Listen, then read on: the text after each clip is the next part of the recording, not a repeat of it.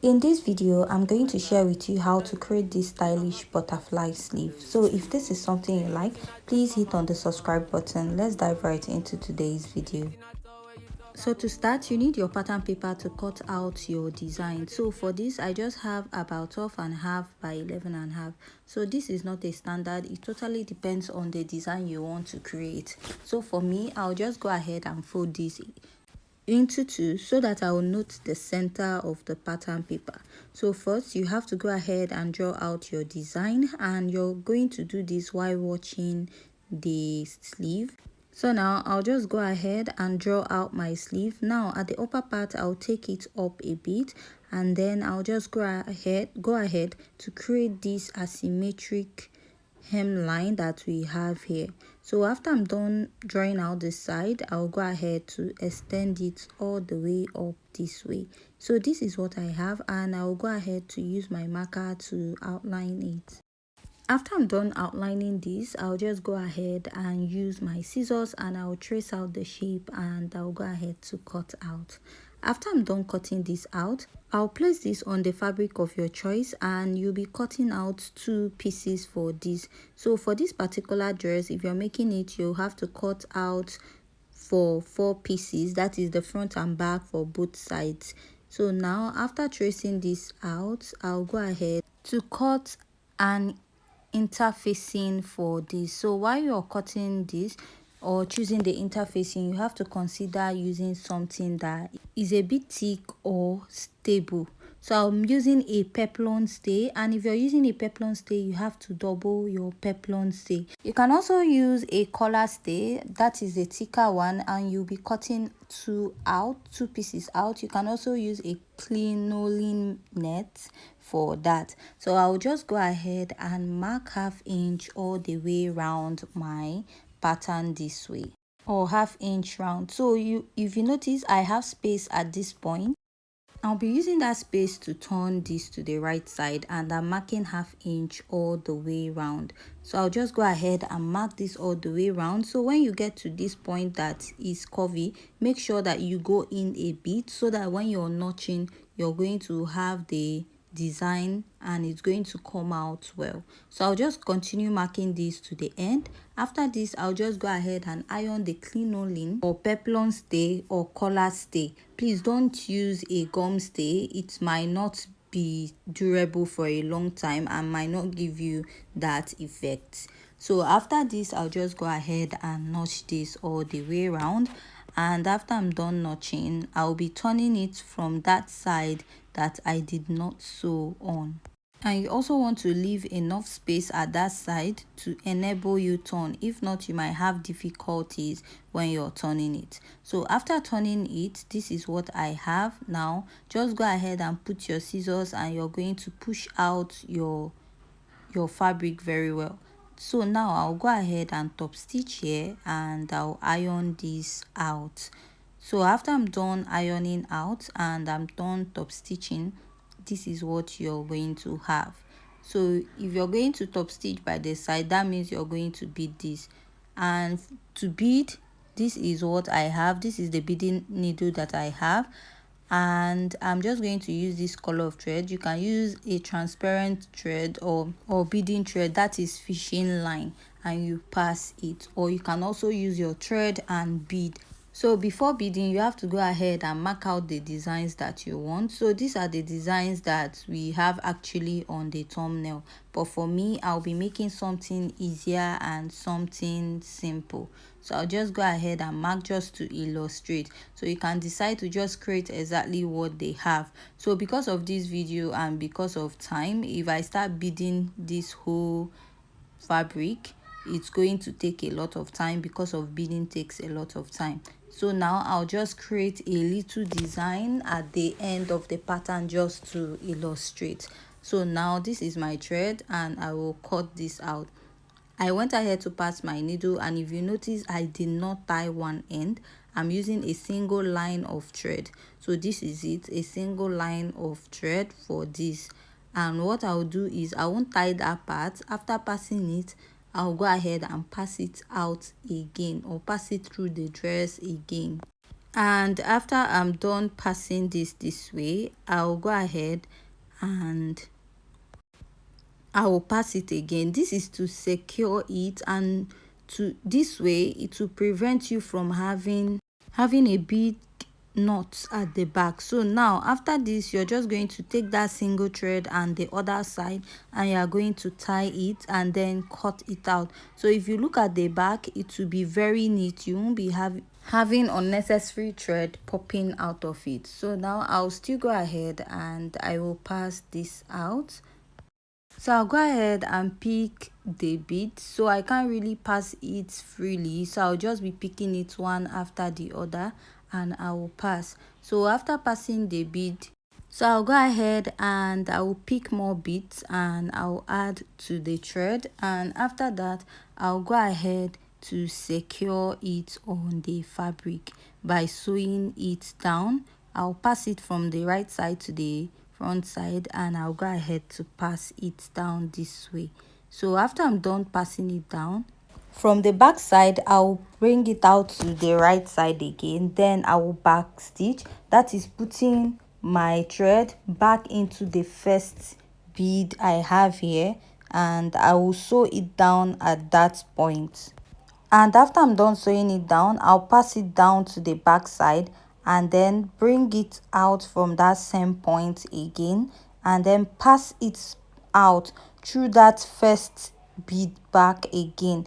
With this way, you're going to secure your bead and then you're going to start passing your bead again. So this is just a simple beading technique. There are several beading techniques, and after passing that bead again, I'll just go ahead and pass it down on the fabric now. And after I'm done passing it, I'll be adding this little rhinestone to it, and I'll just pass it through the hole at the bottom and I will take it out from the back. So after passing it the first time, I'll go again and I will pass it through my fabric. This will now hold it down to the fabric or the dress you're beading. And from the back, I will sew it up to the right side and pass it through the hole that I have on that rhinestone again. After that, I will now go ahead and add another bead to it. So I just want to create like a little tree-like effect. I'm just giving a little insight on how to bead actually. So this is not like a professional beading class. So I'll just go ahead and pass my beads again. After that, I'll secure it on the fabric this way. So after securing it, you're going to pass it from the wrong side to the right side. So if you notice, the back part of my fabric is very neat. That way you won't be having unnecessary thread at the back of your dress. So I went ahead to pass another bead, and I will also pass another one and also add another rhinestone to it. So you can decide to use a rhinestone, you can decide to use beads throughout. It totally depends on the design you want to create. So I just want to create something that is easy and with little design. So I'll just go ahead and pass my thread, and after passing, I'll go ahead from the back and I'll pass my thread again, and after passing that, I'll now go ahead to pass my bead. So if you notice, we didn't pass my thread twice through the rhinestone. So this is another way. If you don't want to pass it twice, you can just go ahead to pass your bead, but make sure that whatever you're doing, the bead is secured on the fabric. So I'll just go ahead and pass to the end, and I'll go ahead to secure it on the fabric this way. So after this, I'll turn to the wrong side of my fabric, and if you notice, it is still looking neat. I will tie it up. So this is what I have on this side. Now I'll start beading from another side. I'll pass my thread again. We are using a single line of thread, okay, like we did before. Now I'll just go ahead and tie it back, and then I'll cut out the excess thread I have at the back. After passing this, after cutting that, I'll pass my needle again to secure that point. So now I'll start passing my beads through it again. So I'll pick as much beads that I need. So whenever I'm actually beading a dress, if I'm using a longish bead, I make sure that I don't pass more than 3 to 4, because if not, the bead might be loose or might not give you the shape that you want. So I'll just go ahead and continue passing. After that, I back stitched and I brought it out from the wrong side to the right side again. So now I'll pass my beads again through, I'll pass my needle through my beads again, and after I'm done passing, I'll secure it down to the fabric and I'll pass it to the wrong side of the sleeve, and after that I'll pass it again to the right side this way. So I'll backstitch by putting back the thread to the first bead and I'll secure it down at that point. After that, I'll go ahead and also pass the thread back and then pass it through that first bead again. So this way you've secured the line and it will not be moving. So I'll continue using this method and I'll use it to bead just a few lines to I get a little or simple design on the dress. So at this point, if you haven't yet subscribed, please don't forget to hit on the subscribe button. Give this video a thumbs up, leave your question at the comment section, and also you can also follow me on my other YouTube channel at Draft with Maki. There we do only drafting illustration. So after beading to this point, I'll go ahead and I will start beading to the other side, but first I went ahead to secure the beads and I stitched down to that point. From that same point, I brought it up again to the right side and I passed the bead through it. Now I'll secure it down. So this is what I have after I'm done beading this part.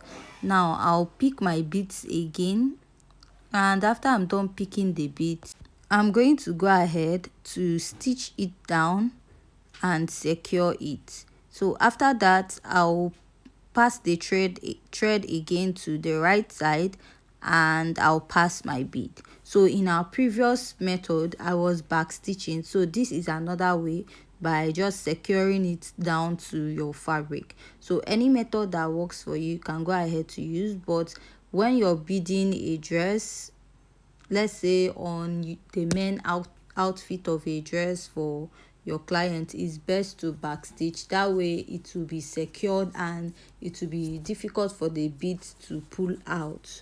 So you can just watch me while I bead the dress to the end, and if you have any question, please also leave at the comment section.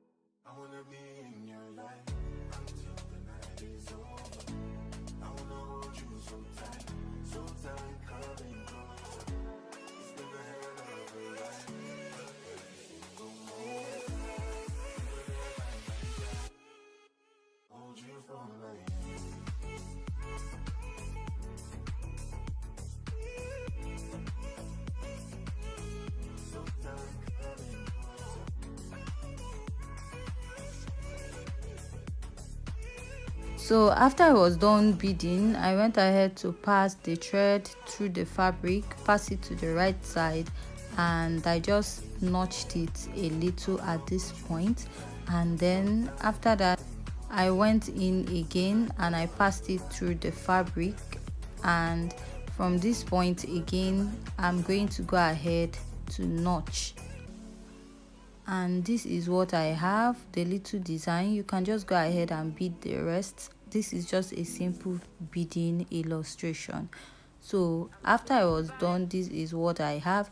If you find this tutorial very interesting and educative, please don't forget to hit on the subscribe button and give this video a thumbs up. Thanks.